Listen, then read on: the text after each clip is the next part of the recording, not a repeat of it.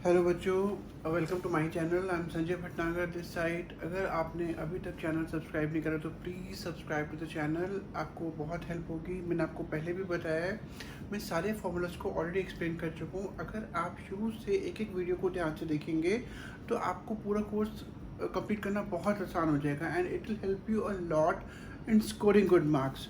मैं आज आपको वैल्यू एडिड मेथड के 10 मोस्ट इंपॉर्टेंट न्यूमेरिकल्स कराने जा रहा हूँ। वैल्यू एडिड मेथड के जो 10 मोस्ट इंपॉर्टेंट न्यूमेरिकल्स हैं।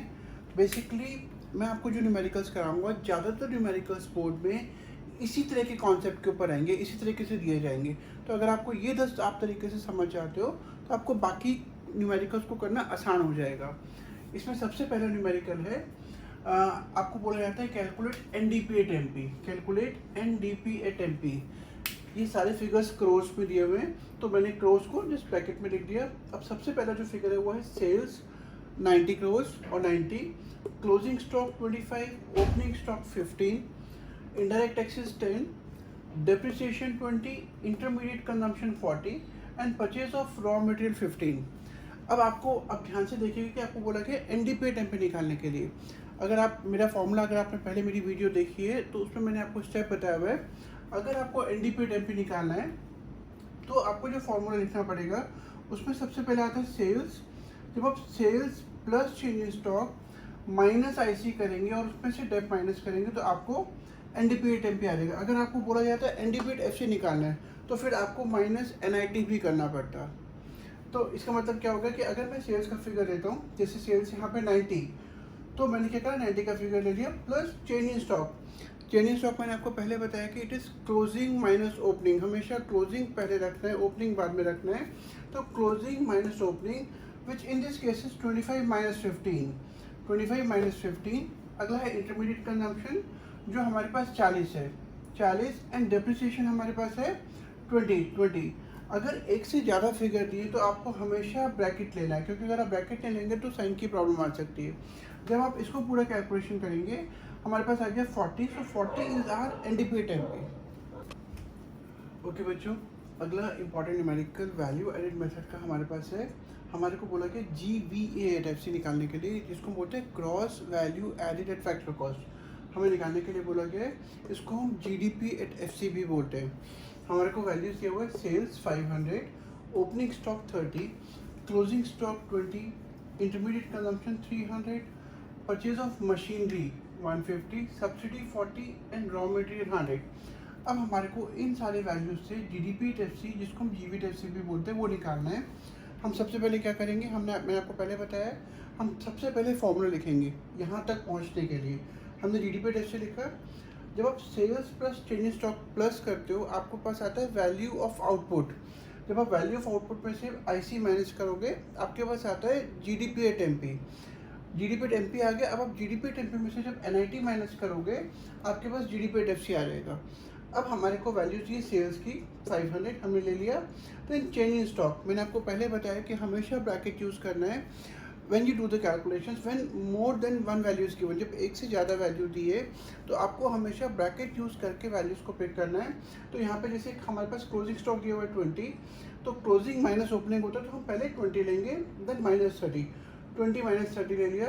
देन इंटरमीडिएट कंजम्पशन हमारे पास दिया हुआ है 300, हमने 300 ले लिया। एनआईटी में क्योंकि हमारे को सब्सिडी और आईटी अलग करके दिया है, आईटी तो बेसिकली दिए नहीं यहाँ पर, तो हम आईटी को यहाँ पे 0 लेंगे।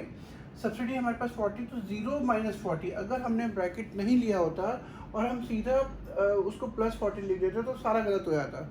हमें इसलिए ब्रैकेट लेना ज़रूरी है सो दैट हमारे आंसर्स गलत ना हो। अब जब हम यहाँ पे कैलकुलेशन करेंगे 500 प्लस, अगर यहाँ पे भी ब्रैकेट हमने लिया हुआ है, अगर नहीं लेते तो ये फिगर प्लस का हो जाता। अब यहाँ पे माइनस 10 का फिगर है, माइनस 300। जब इसको हम सॉल्व करेंगे तो हमारे पास आएगा प्लस 40। जब आप इस पूरे को कैलकुलेट करोगे तो हमारे पास आंसर आ जाएगा 230। अब अगर आप ध्यान से देखेंगे तो मैंने यहाँ पे इंटरमीडिएट कंजम्पशन और रॉ मटेरियल दोनों दिया हुआ था, तो मैंने इंटरमीडिएट कंजम्पशन लिया, क्योंकि अगर हमारे पास इंटरमीडिएट कंजम्पशन लिया इसका मतलब है उन्होंने कंबाइंड फिगर दिया है, तो ये जो रॉ मटेरियल की वैल्यू है वो इसमें ऑलरेडी इंक्लूडेड है। सिमिलरली एक जगह पे मैंने आपको वैल्यू एडिड मेथड को एक्सप्लेन करा पिछले से पिछले वीडियो में, तो वहाँ पे हम एक परचेज ऑफ मशीनरी करके आता है। भाई एक फर्म मशीनरी परचेज कर रही है, but that is not to be taken as raw material. वो रॉ मटेरियल नहीं है, मशीनरी एक इन्वेस्टमेंट होती है, तो हम मशीनरी को आईसी में नहीं लेते। तो मैंने वहाँ पे आपको अगर ध्यान से देखेंगे तो मैंने उसको राउंड करके उसको क्रॉस करा हुआ कि मतलब हमारे को वो नहीं लेना, रॉ मटेरियल नहीं लेना, परचेज ऑफ मशीनरी नहीं लेना। ये दोनों फिगर्स हमको कंफ्यूज करने के लिए दिए गए हैं। ओके बच्चों, आपको अगला न्यूमेरिकल जो मैं करा रहा हूँ उसमें आपको NV8FC कैलकुलेट करने के लिए बोला गया है, और आपको वैल्यूज दी हुई है। Sales 800, subsidy 40, depreciation 30, exports 100, closing stock 20, opening stock 50, intermediate purchases 500, purchase of machinery 200, import of raw material 60। आपको निकालना है NV8FC। मैंने आपको पहले बताया हुआ है कि आप सबसे पहले NV8FC का फॉर्मूला लिखेंगे। NV8FC को हम NDP@FC भी बोलते हैं। NV की फुल फॉर्म होती है net value added at factor cost. तो वो डोमेस्टिक इनकम या NDP@FC एक ही बात है। हमने पहले फॉर्मूला लिखा क्योंकि हमें NDP@FC निकालना है, जिसमें हम वैल्यू मेथड में पूरा फॉर्मूला लिखेंगे। तो हमने लिखा sales plus change in stock minus intermediate consumption minus depreciation minus NIT। अब हमारे को सेल्स दिया हुआ है 800, हमने वैल्यू ले ली।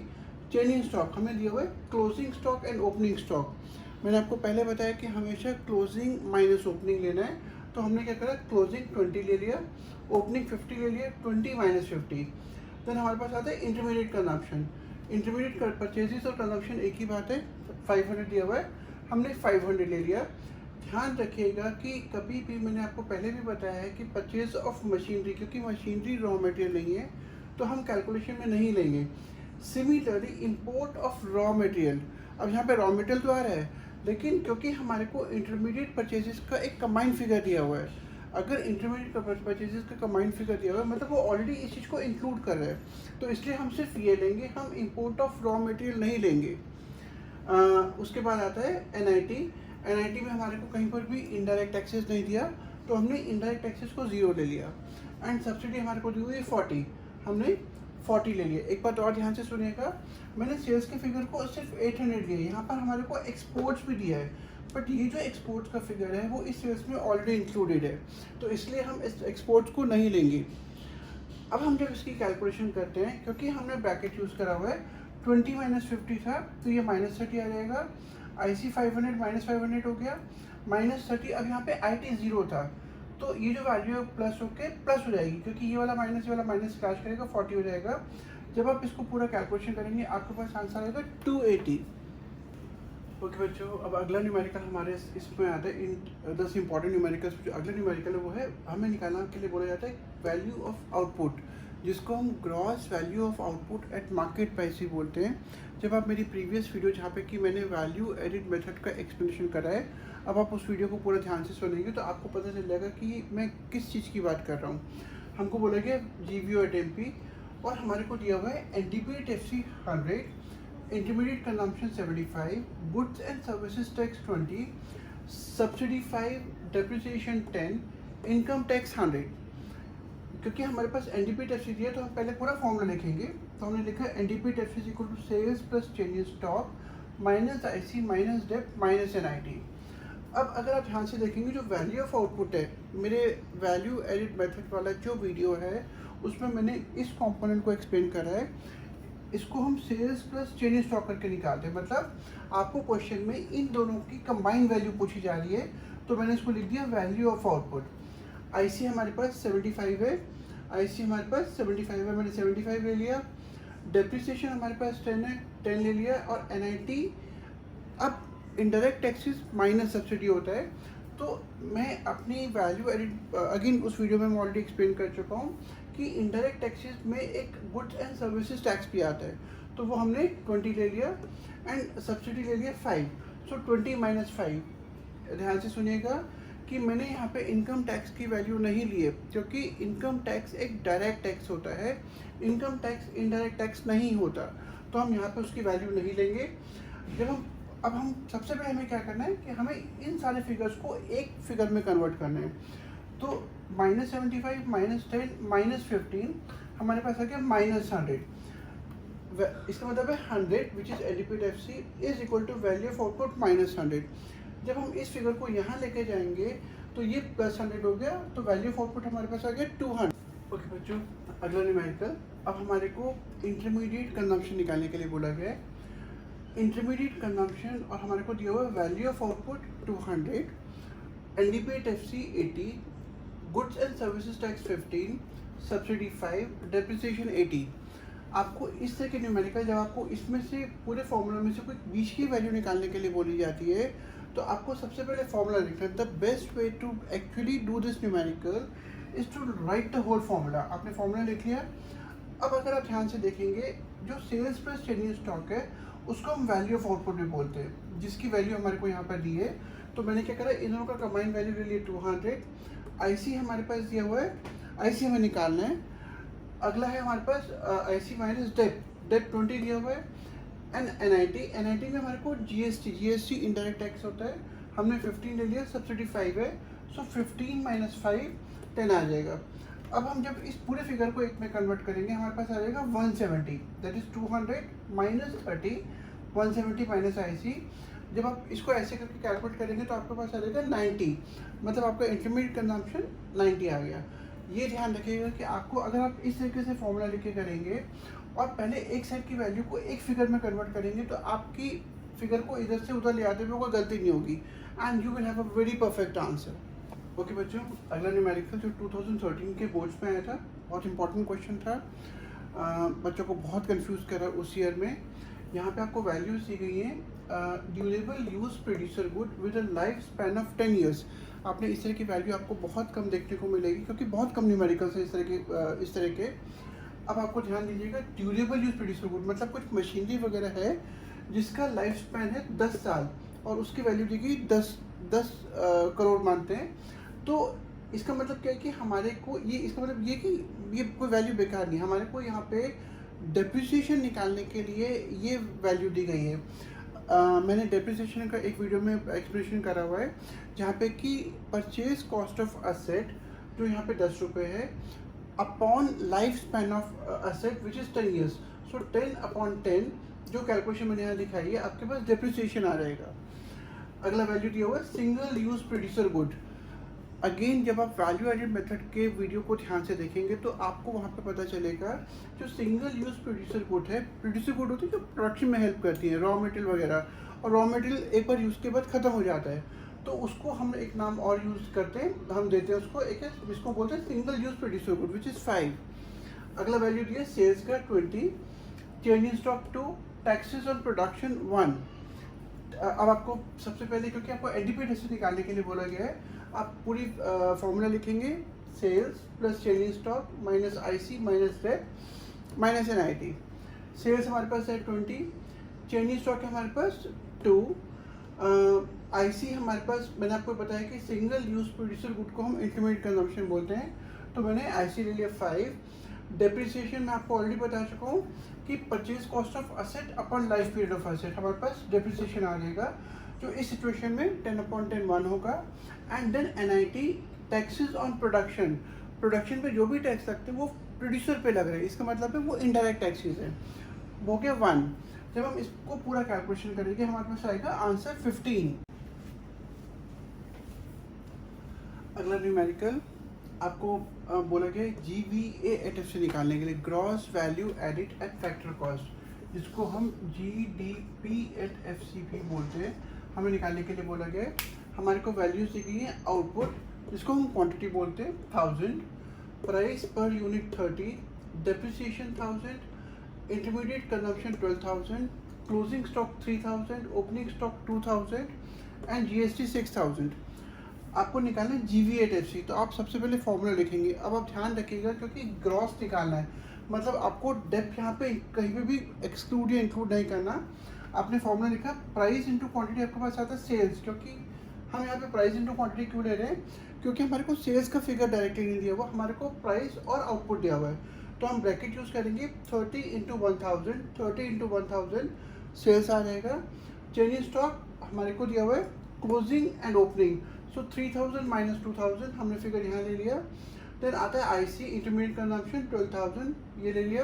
देन एनआईटी, क्योंकि जीएसटी दिया है यहाँ पे, कहीं पर भी सब्सिडी नहीं दिया, तो हम सब्सिडी को 0 लेंगे, तो 6000 माइनस 0 हमारे पास एनआईटी आ जाएगा। जब हम पूरा कैलकुलेशन करेंगे 30,000, 32,000, 30,000 plus 3,000 minus 2,000 minus 12,000 minus 6,000, answer हमारे पास 13,000 13,000 आएगा। इस तरीके से आप इसको कैलकुलेट करेंगे। अगला इम्पॉर्टेंट न्यूमेरिकल को ध्यान से देखिएगा, क्योंकि इसमें बहुत सारी कॉम्प्लिकेटेड वैल्यूज दी है आपको कंफ्यूज करने के लिए। हमारे को यहाँ पर दिया गया एनडीपी टेस्ट निकालने के लिए वैल्यूज थी हमारे को। Total sales 1000, decrease in stock 70, production of goods for self consumption 120, purchase of raw material 300, exports 150, electricity charges 50, income tax 20, GST 70, subsidy 40। आपको एनडीपी टेस्ट निकालना है, तो मैंने आपको पहले बताया हुआ है कि आपको पहले पूरा फॉर्मूला लिखना है, sales plus change in stock minus IC minus date minus NIT. अब सेल्स सबसे पहले हमने देखना है सेल्स कहाँ दिया हुआ है, तो हमारे को टोटल सेल्स लिखा हुआ है 1000। अगर आपको ऐसे करके सेल्स दिया है तो इसमें ये जो एक्सपोर्ट वाला फिगर है, भाई कंपनी जब एक्सपोर्ट करते तो वो भी तो बेच रही है, बट ये फिगर ऑलरेडी यहाँ पे इंक्लूडेड है, तो हमारे को ये फिगर नहीं लेना, हमारे को सेल्स में सिर्फ वे 1000 का फिगर लिखना है। अगला इंपॉर्टेंट जो कॉम्पोनेंट है यहाँ पर वो था डिक्रीज इन स्टॉक। मैंने आपको वैल्यू एडिट मेथड का जो वीडियो है उसमें एक्सप्लेन करा हुआ है कि जो डिक्रीज इन स्टॉक है वो यहाँ पे डिक्रीज जो माइनस को रिप्रेजेंट करता है, मतलब जो भी वैल्यू आपको दी है, जैसे यहाँ पे प्लस 70 दी है तो आपको यहाँ पर इसको माइनस 70 लेना है। देन आता है अगला कंपोनेंट है ये जो 120 लिया मैंने, ये अभी तक कभी किसी क्वेश्चन में नहीं आया है, ये मैं आपको इस पूरे चैप्टर में पहली बार बता रहा हूँ। Production of goods for self consumption 120, ये वैल्यू ऑफ आउटपुट का पार्ट है, इसको हमेशा वैल्यू ऑफ आउटपुट में ऐड किया जाएगा, तो मैंने यहाँ पे क्या करा, ये 120 को ऐड कर दिया। देन उसके बाद आ गया आईसी इंटरमीडिएट कंजम्पशन। मैंने आपको बताया हुआ है कि इंटरमीडिएट कंजम्पशन होता है जो फर्म अपने प्रोडक्शन के प्रोसेस में raw material, fuel charges, electricity charges, जो भी इंटरमीडिएट कंजम्पशन पे खर्च करती है उसको हम यहाँ लेते हैं। तो अब यहाँ पे अगर आप ध्यान से देखेंगे, एक हमारे को value the purchase of raw material 300, और एक हमारे को दिया हुआ है इलेक्ट्रिसिटी चार्जेस, क्योंकि इलेक्ट्रिसिटी चार्जेस फर्म जब यूज़ करती है, प्रोडक्शन में बिजली यूज़ करती है, तो उस पर जो भी पैसा खर्च होता है वो इंटरमीडिएट कंजम्पशन का पार्ट है। तो हम क्योंकि एक से ज़्यादा वैल्यू थी तो हम ब्रैकेट लेके हमने दोनों वैल्यूज़ को लिख दिया। देन इनडायरेक्ट एनआईटी हमारे को दिया हुआ है जीएसटी 70 एंड सब्सिडी 40। ध्यान रखिएगा कि इनकम टैक्स जो कि एक डायरेक्ट टैक्स है हमें नहीं लेना, ये हमें सिर्फ कंफ्यूज करने के लिए दिया जा रहा है। जब आप पूरी कैलकुलेशन करेंगे which is 1000 minus 70 plus 120 plus minus 350 minus 30, आपके पास 670 का फिगर आ जाएगा। एक बार दोबारा से रिवाइज करवा रहा हूँ, ध्यान रखिएगा अगर आपको टोटल सेल्स दिया है तो आपको एक्सपोर्ट्स नहीं लेना। अगर आपको डिक्रीज इन स्टॉक लिखा है तो जो भी फिगर है, अगर यहाँ पे माइनस 70 होता तो आपको प्लस 70 का लेना पड़ता, लेकिन अब प्लस 70 तो आपको माइनस लेना पड़ेगा।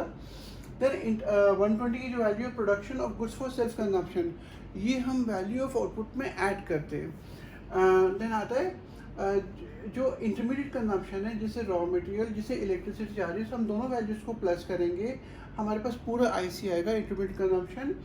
एनआईटी में इनकम टैक्स हम नहीं लेते क्योंकि डायरेक्ट टैक्स है, हम सिर्फ जीएसटी और सब्सिडी का फिगर लेंगे, और जब हम पूरा कैलकुलेशन करेंगे हमारे पास आंसर आ जाएगा।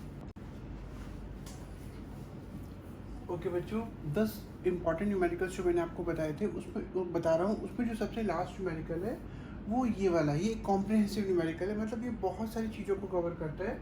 हमारे को यहाँ पे निकालने के लिए बोला गया value of output, intermediate consumption, NDP. हमारे को वैल्यूज दी गई purchase of raw material from domestic market 400, increase in unsold stock 60, import of raw material 120, domestic sales 1200, depreciation 50, power charges 20, exports 200, imports of machinery 40, GST goods and services tax 10, subsidy 30, goods for self consumption 10। अब आपको सबसे पहले निकालना है value of output. Value of output का formula होता है sales plus change in stock, और मैंने आपको पिछले न्यूमेरिकल में बताया था कि अगर गुड्स फॉर सेल्फ कंजम्पशन दिया है तो वो भी हम ऐड करेंगे, तो हमारे पास आ गया सेल्स। अब इन्होंने क्या करा कि सेल्स में इन्होंने इसको पार्ट में तोड़ के दिया है, तो पहला एक हो गया डोमेस्टिक सेल। डोमेस्टिक सेल्स होता है जो कंट्री के अंदर बेचा गया है 1200, और एक्सपोर्ट्स दिए हुए 200, तो हम क्या करेंगे दोनों को ऐड करेंगे, sales plus exports, domestic sales plus exports 1400, changing stock हमारे पास ये हुआ, इंक्रीज इन अनसोल्ड स्टॉक 60 हमने यहाँ ले लिया, and goods for self consumption 10 हमने यहाँ ले लिया। जब हम इसको टोटल करेंगे हमारे पास आएगा 1470 which is our value of output. अगला कंपोनेंट हमारे को निकालने के लिए पूरा गया इंटरमीडिएट कंजम्पशन। इंटरमीडिएट कंजम्पशन में आपको पहले बता चुका हूँ, जो हम प्रोडक्शन प्रोसेस पे यूज़ करते हैं, जितनी भी चीज़ें यूज़ की जाती हैं जैसे raw material, electricity charges, power charges, fuel, ये सारे का सारा आईसी का पार्ट है। तो अब अगर आप यहाँ पे ध्यान से देखेंगे, purchase of raw material from domestic market 400, ये हमें यहाँ पे लेना है 400। देन हमारे को इंपोर्ट ऑफ रॉ मटेरियल, अगर हम बाहर से कुछ गुड्स को मंगा रहे हैं तो वो भी हमारा रॉ मटेरियल का पार्ट है, क्योंकि यहाँ पे इंटरमीडिएट कंजम्पशन कहीं पर भी नहीं दिया, तो हमारे को रॉ मटेरियल ऐसे करके पूरा निकालना पड़ेगा। तो हमने रॉ मटेरियल ले लिया 120, ये 400 था। देन हमारे पास आ गया पावर चार्जेस, जो हम इलेक्ट्रिसिटी यूज़ करते हैं प्रोडक्शन में, वो ये वाला पार्ट है 20, हमने 20 ले लिया। जब हम इसको टोटल करेंगे, टोटल इंटरमीडिएट कंजम्पशन आ जाएगा विच इज़ 540। अब जो थर्ड इंपॉर्टेंट कंपोनेंट निकालने के लिए बोला गया वो गया एनडीपेट एफसी। अगेन हम पूरा फॉर्मूला लिखेंगे which is sales plus change in stock minus IC minus date minus NIT. जो sales plus change in stock plus goods for self consumption है, ये हमें ऑलरेडी दिया हुआ 1417 हमने यहाँ पे कैलकुलेट कर लिया। आईसी भी हम यहाँ कैलकुलेट कर चुके 540 हमने यहाँ ले लिया। देन डेप्रिसिएशन 50 दिया हुआ है, हमने ये ले लिया। एनआईटी में हमारे को गुड्स फॉर एनआईटी में हमारे को जीएसटी एंड सब्सिडी दिया हुआ है। सो जीएसटी 10 माइनस सब्सिडी 30, हम 10 माइनस 30 हमने ब्रैकेट यूज़ करके हमने यहाँ पे ले लिया। जब आप इसको पूरा कैलकुलेशन करेंगे आपके पास आंसर 900 आएगा। ध्यान रखिएगा, यहाँ पे इंपोर्ट ऑफ मशीनरी दिया हुआ, पर import of machinery raw material नहीं है, तो ये आईसी का पार्ट नहीं होता। क्योंकि मैंने यहाँ पे एक्सपोर्ट्स का फिगर यहाँ पे इसलिए लिया है क्योंकि यहाँ पे डोमेस्टिक मार्केट में सेल्स है। भाई जो भी फर्म बेचती है या तो कंट्री के अंदर बेच रही है, कंट्री के बाहर बेच रही है। तो कंट्री के अंदर जो बेचा 400, कंट्री के बाहर जो बेचा 200, कंट्री के अंदर जो बेचा सॉरी कंट्री के अंदर डोमेस्टिक सेल्स 1200, एक्सपोर्ट 200, मैंने यहाँ पे फिगर ले लिया which will be complete sales 1400 आ जाएगा। इस तरीके से आपको उसको पूरा कैलकुलेशन करना है।